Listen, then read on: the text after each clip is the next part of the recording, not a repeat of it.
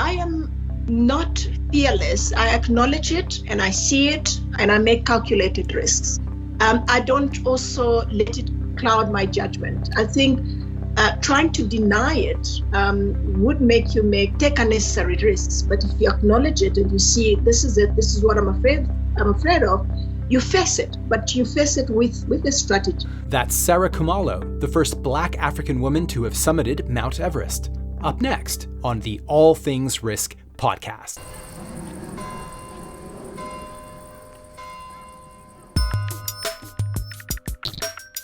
We are back, and welcome back to the All Things Risk podcast.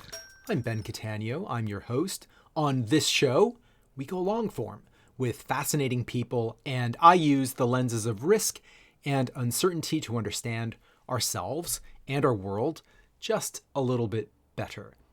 Today, it's about diversity, purpose, mountains, setbacks, and success. I'm delighted to share my conversation with Saray Khumalo with you. Saray is the first Black African woman to have summited Mount Everest and also to reach the South Pole. She is an award-winning mountaineer, a speaker, an entrepreneur, and a philanthropist. She is South African, born in Zambia and of Rwandan descent. And last year, after 3 previous failed attempts, Saray reached the summit of Mount Everest, much to a huge amount of acclaim and fanfare, including from those who probably doubted that she could do it. And when you listen to her tell her story, you will realize that it encompassed some highs, but also a huge amount of lows, uncertainties, and setbacks. And we've had adventures on this show before, and making decisions and taking risks in circumstances like those faced by Saray really is real world risk and uncertainty management. And we get into that. However, beyond all of that is the reality that even in 2020, diversity in mountaineering and adventuring just isn't there. Whether that's in marketing, in the funding, or in other areas, biases are highly prevalent as they are in other aspects of society.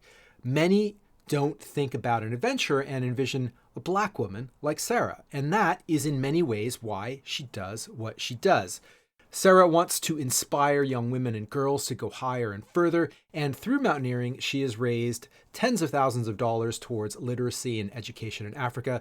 Saray is absolutely phenomenal. She's very inspiring. I think you're going to find this one to be incredibly insightful and very uplifting. So let's get into it. Here is Saray Khumalo.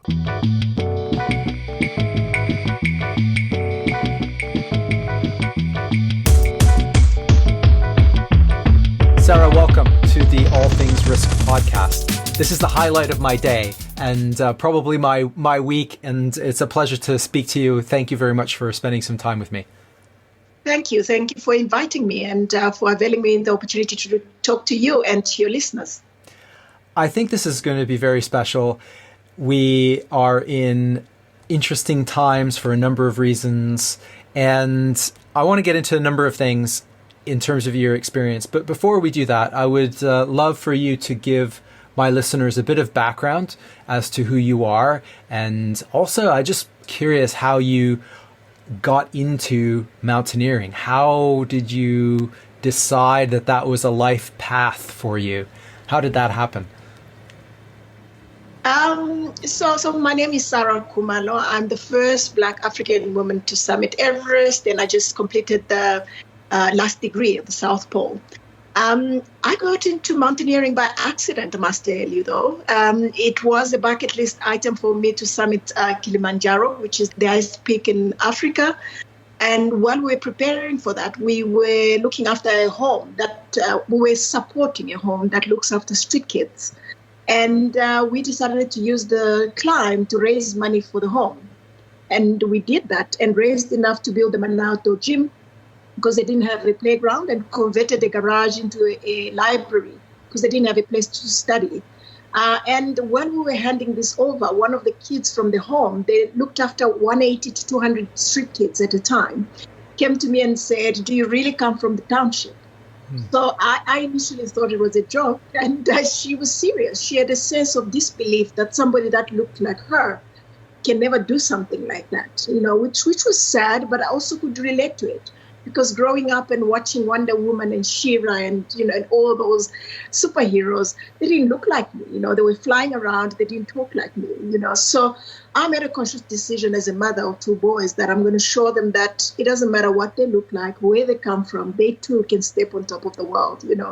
And that's where my journey started. I started looking into the 7 summits, and that's how I ended up on Everest. It's been fun.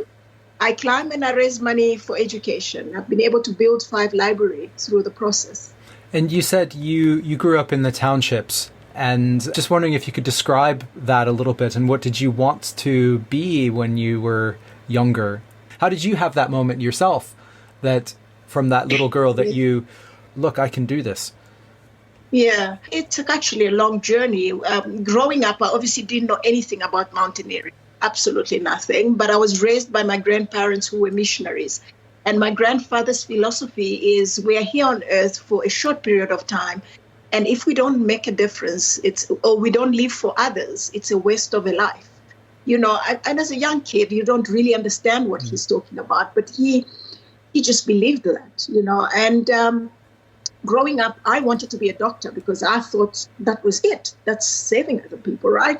But somehow that dream, I ended up studying accounting at university, ended up in the corporate world. And in 2009, I lost my older sister. And that shook my world because I started wondering whether she had fulfilled her purpose, whether she had left the world a little bit better. What would she be remembered? And I quit my job, actually left behind a handsome, pot of shares that I lost. And I started just searching for something else that I didn't know what it was. And when we did, then I started supporting the home through one of the companies that I was working in. And when we did Kilimanjaro and handed over the library and the outdoor gym, that just felt right. It was like an aha moment. This is a way that I can make a difference. I am who I am today, and I'm able to do what I'm able to do because somebody invested in my education. Why don't I do that for the next generation? Because education is an equalizer. And really where it started. That's fantastic, and it's a touching story as well as a very very real one. And I think we're in interesting times as well. And I want to get into some of those things, but I also want to explore you attempted summiting Everest 4 times, actually 3 times unsuccessfully until a 4th time. Could you describe these attempts a little bit and what you learned from that process? Yeah. So the first time was 2014. It was actually 2 years after I had done Kilimanjaro. And I was... On hindsight, I probably shouldn't have been on the mountain, All I had done was Kili, and I went to Chamonix in France to really learn the rock work and ice climbing and all sorts. Everybody else that was around me had at least 5 years experience. So when we got there 3 days after we were at base camp, Iraq fell and killed about 16 shepherds, which was a moment of almost like for me, a lot of introspection, because I remember running to the dining tent to ask some of the guys that were experienced to say, okay, so now what do we do? Like everybody had a blank face because nobody knew how to deal with this. Some people that had a lot of experience just picked up their day packs and left this, So it was decide why you were there and if you wanted to, still do this, because it wasn't anymore documentaries that you were watching and people dying on Everest or books that you've read. It was real lifeless bodies being picked from the Kumbu ice fall onto Everest Base Camp. And one of the things that I just, a revelation that came to me was the fact that, life is fragile and we all have our time. And those guys, it was their time to live. And the sad thing is if they hadn't fulfilled their time. So the sense of agency for me to fulfill my purpose became even stronger. the only thing that I decided to do is to learn as much as possible from that experience and go back. And I went back because the mountain was closed. I went back in 2015, a lot stronger. I started cycling and running because I saw that the people that were cyclists and runners that did a lot more cardio, a lot more stronger, than I was. And Labushe East, Mira Peak, which are mountains around the Himalayas, in 2014 after the mountain was closed. In 2015, I went back a lot stronger. We were a group of 9, and we were moving during a rotation from Camp 1 to Camp 2. I remember my Sherpa saying, if we don't get to Camp 2 by 2 o'clock, we must go back, as we were walking, the 9 of us, 3 guys were a lot faster. They left, and he said to me, if you continue waiting for the guys behind you, you are also not going to make it. So let's go. So him and I branched off. So the 2 of us, very close to Camp 2, in the Western Kum, suddenly the ground beneath us started shaking. So the glacier started cracking. And he turns around and hooks his carabiner onto my harness, and he says, Sarah, we are jumping, And it felt like 5 minutes, but I believe it was less than 2 minutes. But he was confident. He had 22 years experience at the time.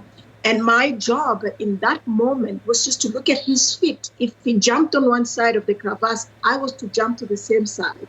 Otherwise, we were both going to fall into the crevasse. And that was it. That was, and he was very confident. And within a few moments, that stopped. And we were all confused because we didn't. Who would think that there would be an earthquake? You might think there would be an avalanche, but an earthquake?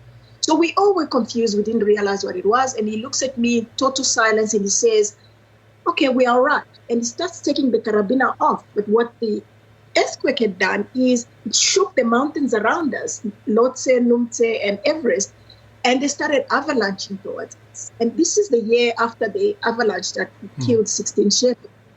And I just started praying, Om Mani Padme Hum. It's the Tibetan prayer that they teach you at Puja. And I just looked at him. I remember thinking, the God of yours that I learned about 2 days ago is not going to save me, And it was crazy. We then actually managed to get to Camp 2. When we tried to go back to Camp 1, which is where our sleeping bags were, we actually found the ladders dropped into the crevasses because the earthquake had opened up the crevasses even more. And we couldn't cross. So then we decided, okay, let's go back. It got dark. Until that time, I had never been that cold. Then we got to Camp 2, no sleeping bags. We had to go into people. So people would deposit their stuff. We had to go into people's tents, fetch whatever it is that you could fetch. And we all made one long line in a dining tent and slept there. I came back home, and because the mountain was closed, Nepal lost, I think, about 9,000 people. Base camp lost about 22 people. And came back home and a little despondent. And that, I was going to keep pushing. One of the things that kept me going, despite the expeditions being closed, I was able to come back, and I would have raised enough money to. When I came back home, I built a library for a primary school in Johannesburg, and I continued training. I mean, I was writing a lot of proposals to say sponsor me, but nobody wanted to sponsor me. So I decided that I'll save up, and get enough money and go next time. 2016, I was still saving up, and I started cycling and running, and I had quite a bad, near fatal mountain bike accident. I was doing a stage race. So did about 60 kilometers the first day. The second day coming down the mountain, I was probably doing about 45 kilometers an hour. What I didn't realize, I had lost my back brakes. So when I tried to balance, I just was thrown off. And that was it. The next thing I remember is I was in a coma. I just woke up in the hospital 3 weeks later.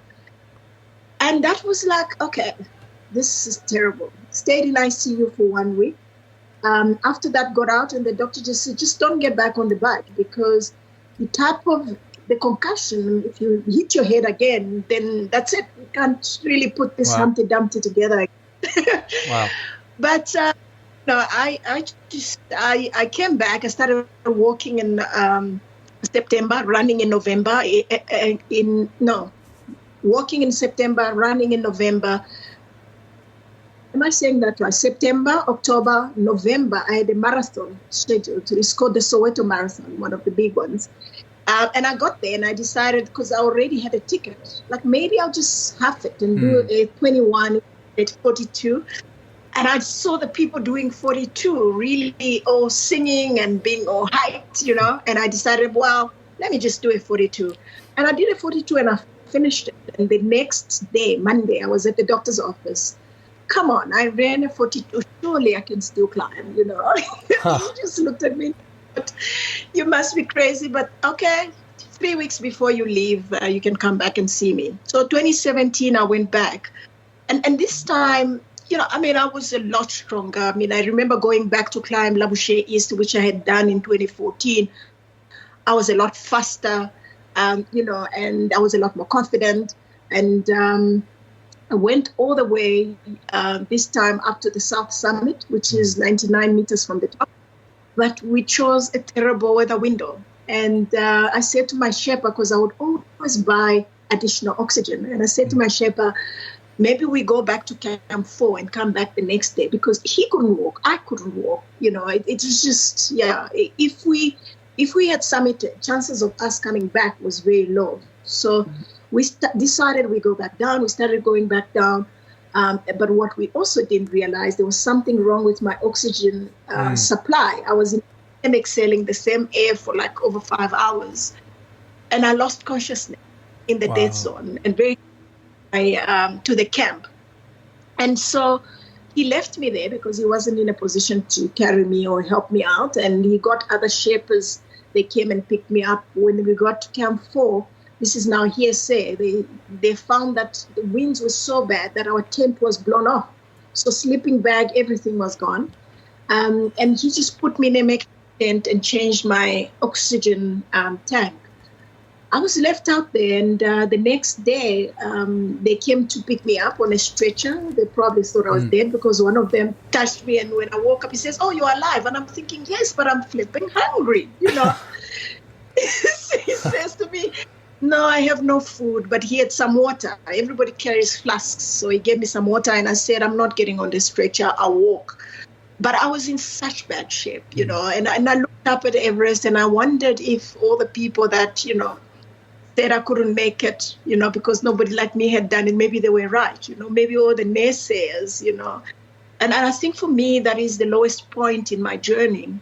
So I walked down all the way up to Camp 2, was airlifted, and I came back home. 2018, inside I probably had given up, but I was still training. But I didn't bother asking anybody for sponsorship. I was just like, they never sponsored me. So, and in 2018, my son, he was 15 at the time, I found me sitting, and I looked bored. He said to me, "Mom, are you going back?" I said, "Well, 2020. Oh, he says, "Okay." Then I wondered, he didn't say, "Are you going back?" So for him, it was like, of course you're going back, because when he loses a soccer match, I always tell him that, what did you pick up from it? Go back and do it again. So obviously she can't give up, and that kind of did something to me, and I decided I'll start training again. And my plan was 2020. But 2019, after, saving up enough, somebody just came from the blue and decided to sponsor me less than half, but enough for me to go back. And I went back.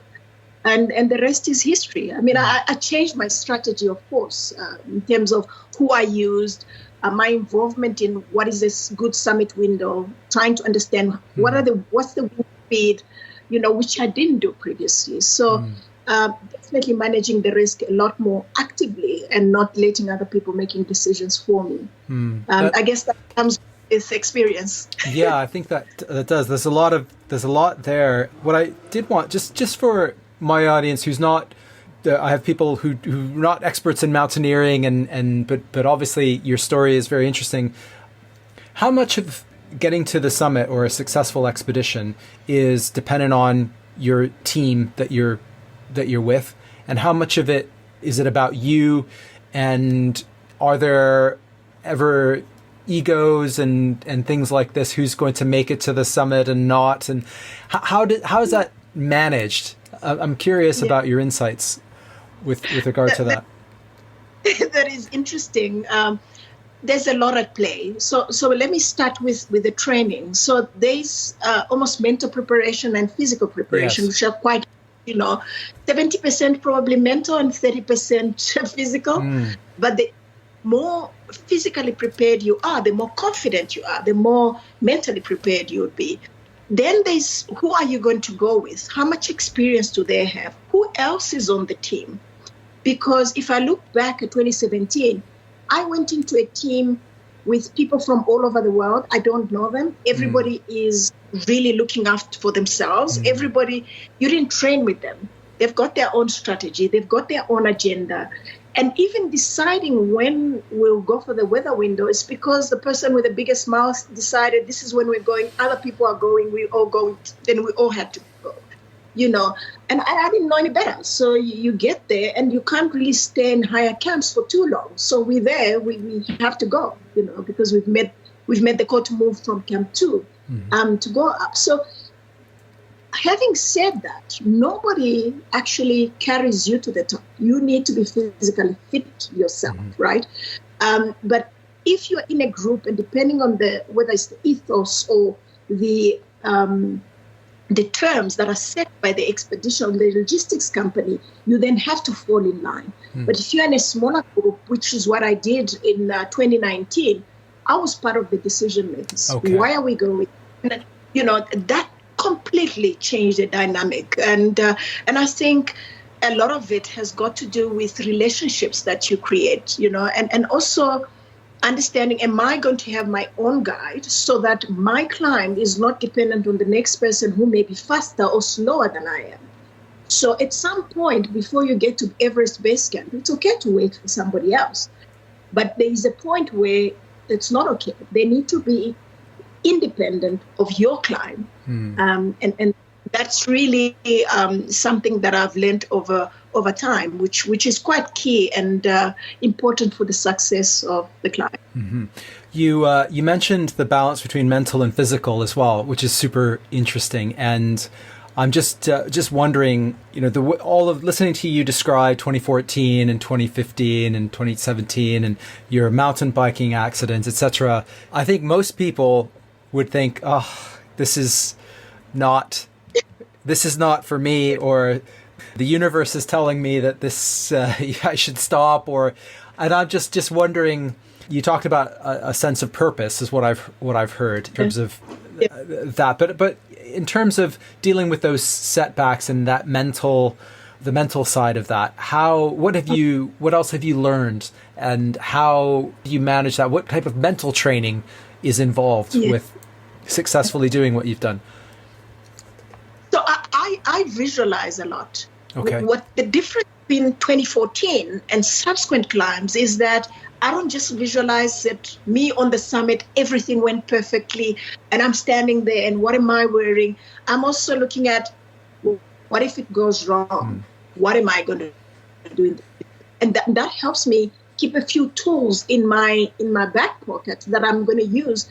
The incident may not have happened exactly the way I saw it, but I've got a few tools and mechanisms to help me get out of the slumber very quickly and move forward. I just think that 2014, I was in a lot more shock because I never in my wildest dream thought that I would get there and 16 people would die in the mountain and be shot and I'll be sent home. And that taught me how to deal with it in 2015. And having said that, you are disappointed. I mean, there is fear. Allow it to scare you, but don't allow it to to keep you down. I think there is also appreciation of the fact that the weather has got its own mind and its own plans, and that's going to happen. Then what am I going to do about that? And also appreciation over time that I'm actually going to have people on the team that are full of nonsense. How am I going to deal with the team dynamics? And having the maturity to say there are wars, there are battles that I don't need to win because I'm here to win the war. And I think that mentality kind of helps you over time. Yeah, there's a lot of good stuff. You mentioned fear there, and I was having a conversation a few weeks ago about fear in another context. And my view about fear is that we all feel it. And if anyone says I'm fearless, then you know you don't want to be near somebody like that, right? But how do you deal with fear? How do you cope with it? What is your philosophy on fear, if you have one? So I acknowledge it, because I think a person like you, a person who says they're fearless, I try and stay away from them because they just careless.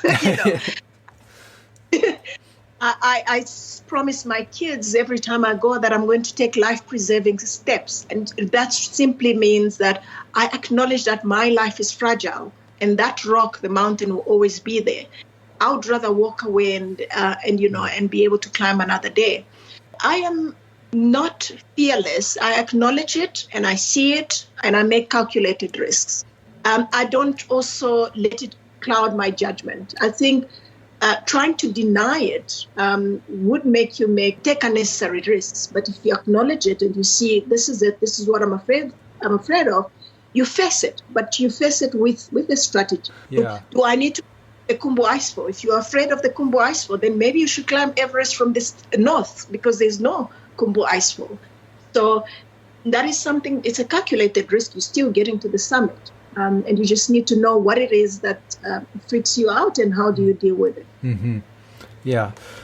Did you find that after what was it like when you completed in 2019, when you finally summited? What was the feeling like, and what was the aftermath like? Because there's a lot of press, certainly in South Africa, and I'm wondering how you managed that.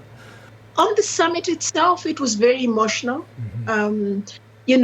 And one of the things that is very profound is I remember thinking about my mother telling my sisters and I that the sky's the limit and wondering how wrong she was because suddenly the clouds were beneath me and I was up there, Mm-hmm. I thought about 2017 a lot when I looked up and I said, this is it.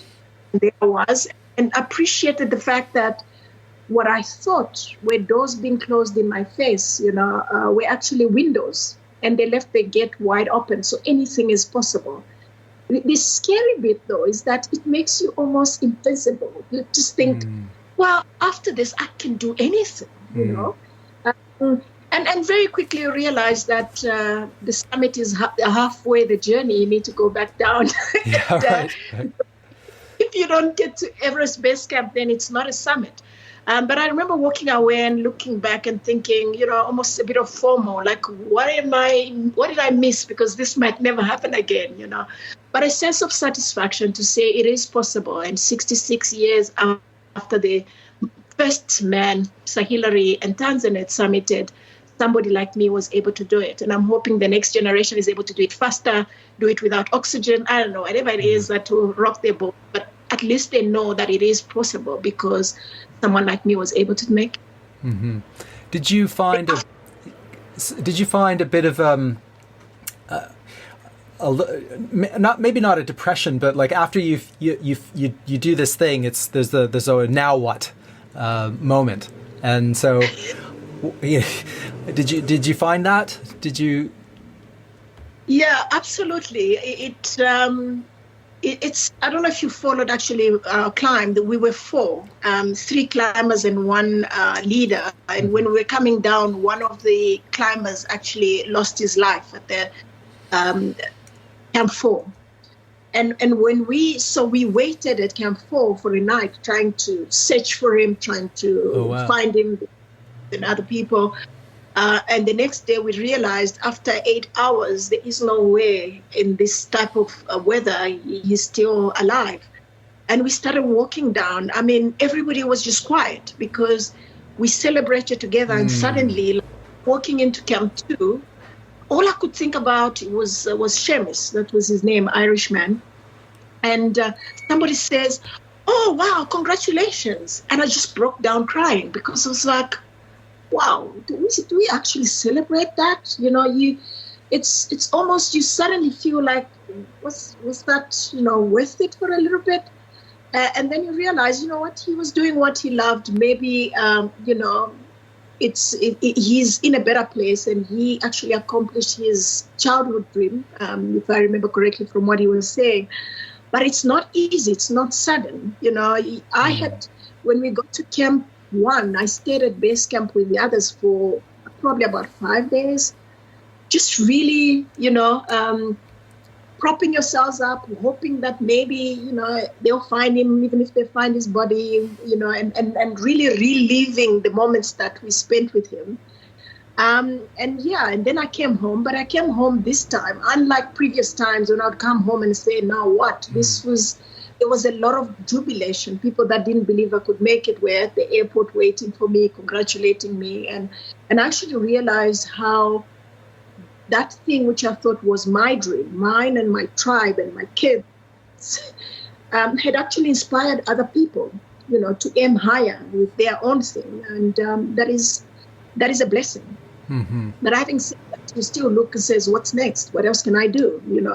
You start questioning whether the 9-to-5 job is it. There must be something else out. When I think about what you went through in that time period, in a few hours or days, that's a lifetime worth of, emotions, highs, lows in a very condensed period. And then I've not summited Everest, but you wonder, like, I don't know, I can't do laundry now, or I can't, like, everything else looks so banal, so ordinary, I suppose, that I'm sure. Well, I don't know. I'm interested in your views on that. But wow, what an experience! Both from the whole of it, from 2014 and before, to an ordinary life is impossible, I suppose. Yeah. The sense of achievement is just, you actually see, when I started this journey, one of the things that I put on my website was, I'm just an ordinary African girl trying to reach extraordinary heights. And what the journey has taught me is that I am extraordinary. And I think being ordinary is a choice that we make based on what we decide to do every day, every moment, based on moments that we waste, whether we're learning or just sitting up, And I think that's one thing that I'm telling my kids now. You are extraordinary, and the world is waiting to see your extraordinary. It's very much aligned to a book I once read called The Art of Possibilities. If you give the class, everybody an A, at the end of the term, they actually will have better grades than those that start from zero. So I just think we individually are uniquely extraordinary, and the world is going to be better if we all expressed it, if we all did what we were meant to do, to leave the world just a little bit better than before. And I guess what you're also saying is that we don't all have to summit Everest or do something that's extraordinary for us. Could be something completely different, or something that might look ordinary to somebody else, but being able to push oneself is the definition of the pinnacle of the human experience. Could be people like me sitting here and thinking, wow, you've got such a successful podcast. How did you do that? And that is your gift to the world, I think everybody has got their own Everest. Kids have homework that they're just like procrastinating on, and just doing it is such a high, and it's such an achievement for them, because I'm very much cognizant of the fact that Everest and the cold is not for everybody, and it shouldn't be. Yeah, I think that's very important. I do want to talk a little bit about diversity and race in the mountaineering and adventuring world, because if you look at most of the, whether it's websites, magazines, I've had on previous episodes of my podcast, female explorers, and a mountaineer and explorer, the kind of stereotypical image that gets put out there, it's a man and it's a white man. And when I think about other things that are related to it, you talk about things like cycling and some sports, the diversity isn't there. And I'm wondering about your views on that, and why you think that is, and what can be done about that. I think diversity, in 2020, we're still talking about it, which is actually shameful for our generation. And I'm hoping that at some point we actually have representation everywhere. I think That's one thing. When I started climbing, I actually did not know that a Black African female had not summited Everest. Then when I discovered, there was more incentive for me to do it, because it's just important to have representation in all fields, because the world is continuously becoming a global village. I don't want my child to feel like they're a second-class citizen in this global village. They need to have equal opportunities like everybody else. Having said that, I feel that it's our responsibility, whether it's clothing companies that deal with the gear that needs to actually show the representation, need to show different faces and a little bit of diversity in their advertising and in their support. I'm also very cognizant of the fact that as an African, maybe there are other things that are more important than paying so much money for Everest. So is that top of mind, and that's the reality of it, Having said that, I think if I have the ambition and I'm able to save the money, I don't want to be looked at differently. One good example, I was on a Concagua with a group of guys. I was the only girl there. And there was somebody from Germany that looked at me and said, "What am I doing there?" At least he told me. Others would look at me and not say it, probably because I'm Black and also I'm female, right? And I summited and he didn't. I didn't have to say anything. Just me saying, "Oh, shame you didn't do it. Maybe next time." Next time you see somebody like me, you won't judge them because of their skin or their color or the fact that they don't have as much estrogen as he does, but because they're capable and they're there, and they're determined. I just think it's our responsibility to look at areas where we can ensure representation, ensure that kids aim higher, aim for all pockets of excellences, whether it's cycling, swimming, or adventure, whatever it is. Apart from that incident you described, have you experienced other forms of discrimination or racism in the adventuring world or expeditions? Whatever you can share would be of interest. And I just asked that question because I don't know what it's like necessarily to be in your shoes. I can try and imagine, but I'm curious. Yeah. Yeah, absolutely. Well, one that was two were explicit, where people just really said it to my face. Mm-hmm. But a lot of it is it's subtle, but you can see it and it's there. But for me, I don't use it to discourage me. Then it just pushes me to to actually do more, so that I can prove that I can change that person's perception of something that's different to what they are and who they are. It's just that's how people are. It's based on where they come from, what they've been exposed to. I think the more we interact and the more we see people that are different from us and become open-minded, the better it's going to be. But it's definitely, sometimes you find even companies that take your money to go on these expeditions, but you get there, the attitude is different. But didn't you realize who I was when you were taking my money? It's a crazy world, but I think we're getting there. We individually have to just, do a little bit more to make sure that we level the playing field, because I think there is strength in diversity, and that's what we miss out on. Mm-hmm. Yeah, I fully agree with that. It's I also agree that it's 2020, and why are we still talking about things like this? But recent events have shown that we need to continue to talk about these things. So it's fantastic. I also think that you are a role model to others who may want to do something similar, and there continue to be barriers and constraints. So it's we're not there yet. Still a bit, frankly, is a bit shameful as well, in many respects too. Go ahead. That one is, if I look at the events that unfolded in the US recently, you see that it's not just one race fighting. It's a diverse group of people saying this is not right, and we need to see more of that. And so that's one of the reasons I would not explicitly, unless if someone confronted me, I would just let it go because, I don't want to be seen to be fighting to be in that place. I've got the right to be there, and I'm confident that I should be there. I don't need to defend myself to anybody else that didn't pay my way there and didn't have anything to do with me being there. But if they confront me, then I'll confront them back. But what would be nice is somebody else sitting on the side and seeing this and standing up to say, this is not right.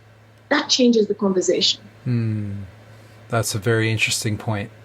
Very interesting point in lots of contexts.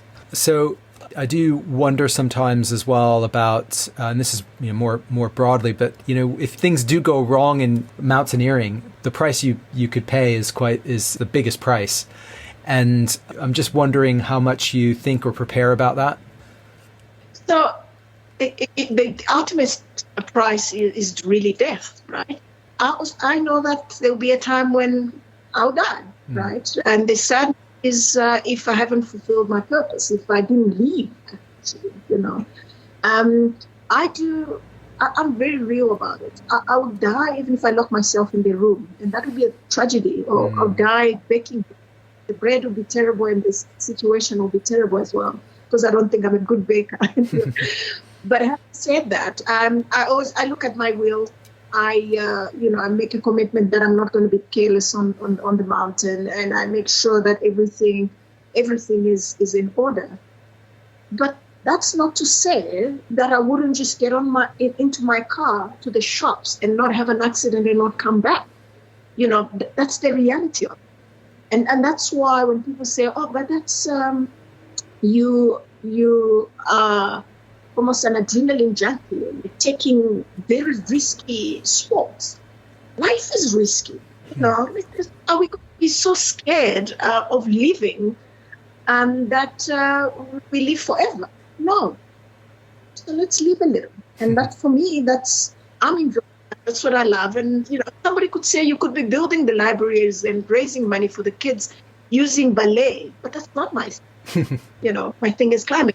But I think the reality is acknowledging that life is fragile, and whatever it is that you're doing, whether it's driving, whether it's climbing, do it carefully, do it knowing that you have no control over when your time is going to be your time. That's a nice reminder as well, because I think we've all been reminded of that with the coronavirus in one way or another, that life is fragile and we aren't in control of everything, in spite of however much we try. So you're right, we might as well live a little. I like that. I did want to just ask you a little bit about your next adventures, plans, things that you vision for the things that you want to do. I know you skied to the South Pole. Is that's correct, right? You've and I think you have an ambition to ski to the North Pole. Right. But what are the other things that you would like to do? And it'd be great to hear about that. So at the moment, I came back from Everest and my life was different. I finally found somebody that was willing to pay for the rest of my climb. So I've been sponsored to do the Explorer Grand Slam by Momentum. It's an insurance company. And that's why I went to the South Pole and was meant to go to the North Pole. But obviously, because of the lockdowns, that has been moved a little. I'm planning to do the Grand Slam, the Explorer Grand Slam, which is climbing the 7 highest peaks on the 7 continents, doing the last degree in the North Pole and the South Pole. And once that's finished, I'm hoping to climb the volcanoes, because we also have the 7 volcanoes on 7 continents, but we'll see about that. But for now, it's the Explorer Grand Slam, which until now has only been done by 67 people in the world. Wow. Yeah. And how do you choose these things? Is it something does something grab you? How does it come about? Yeah. So, like I said, Kilimanjaro was a bucket list item. Growing up, I was part of the Pathfinders. So it's a group like the Scouts for my church. And we did a lot of camping. Not that I liked it at the time. A lot of hiking and stuff like that. So I think that's where, for me, the love of the outdoors, started. But when I did Kilimanjaro and this happened, I loved the climb, even though it wasn't easy. It's the level, the simplicity of the climbs. You go to Everest and everything you need in that 2 months, 60 days, you carry on your back, in your backpack and the duffel bag. Then you come here and you think, what is all this stuff in the house?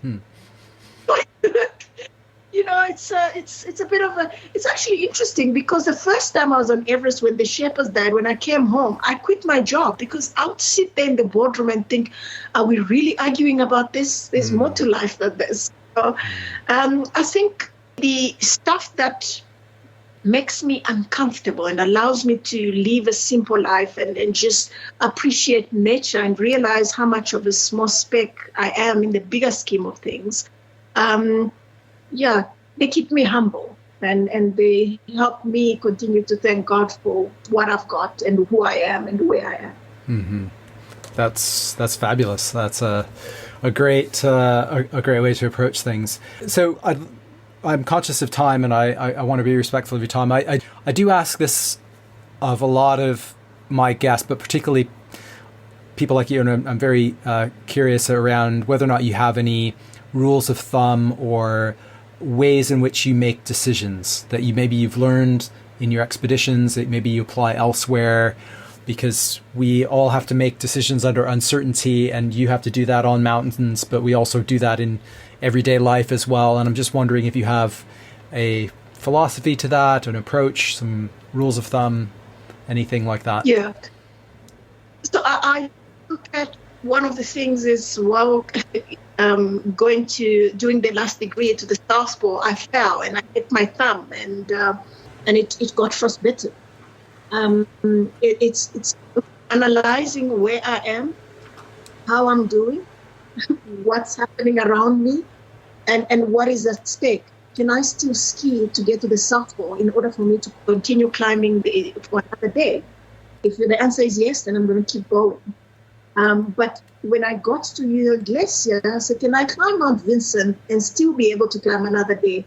No, I'll probably lose the thumb. So I abandoned the climb. So it's looking at where I am, what's happening around me, and continue moving cautiously. Because sometimes pulling back is not necessarily giving up, but it's saying it's not the right time. I want to be able to come and climb another day. There is something called summit fever on Everest especially, where people say, I've paid so much money, I'm here and I can see the summit. And not realizing that once I get there, then I don't have enough oxygen to come back. So what was the point? You're not going to come back and tell the story, and I'm very much, I make decisions that way, but you also can bring in the team dynamics. So I'm there and there's somebody else. If I go further, will they be okay or will they not? If I assess and I think they will not, I'll come back, because that's a life and it's more important than a picture on the summit. I think life always wins. I love that analogy of summit fever. I think that's very appropriate. And the way you describe, can I live to climb another day? Because sometimes I think people feel a bit of a sense of defeat or shame when they quit or you fail at something, and it's just part of the journey. So it's okay. And sometimes you have to turn around and say, look, I could do this, but the price would be too high, and if you go back, and it's about circling back and trying again. I think that's a very healthy way of approaching things.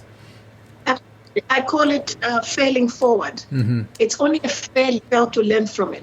Learn from it, and you use those learnings for the next climb. That was a stepping stone that you needed to actually be able to succeed. You said something that you figured something. So it's Women's Month in South Africa. August is Women's Month. And one of the most interesting things is the 3 times that I wasn't able to make the summit. It was okay for me to say, I didn't make it, and people to feel sorry. Next time, maybe it's not for you. Then when I summited, happy, but you can't celebrate too much. I'm like, no. So now I'm joining this campaign where it says I'm not about my success. I worked hard. I'm going to be on the challenges, but I'm also going to own the successes. And That's the way to do it, because many times females feel like I need to be humble about it. No, I don't need. It was a success, it was a celebration, and I'll celebrate it forever because I worked hard. Yeah, that's great. That's wonderful. I'm conscious of time, but was there anything that we didn't cover that you would like to mention?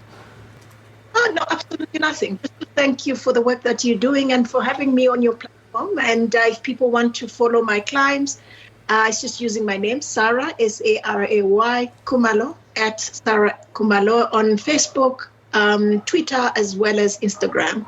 Fantastic. I'll put all of those things in the show notes and make sure that people can access your stuff and give you a follow. And and I'm sure listeners will certainly take you up on that and will follow your career going forward. But this is great. Thank you very much for taking the time and offering your insights and experiences. Fantastic. Thank you.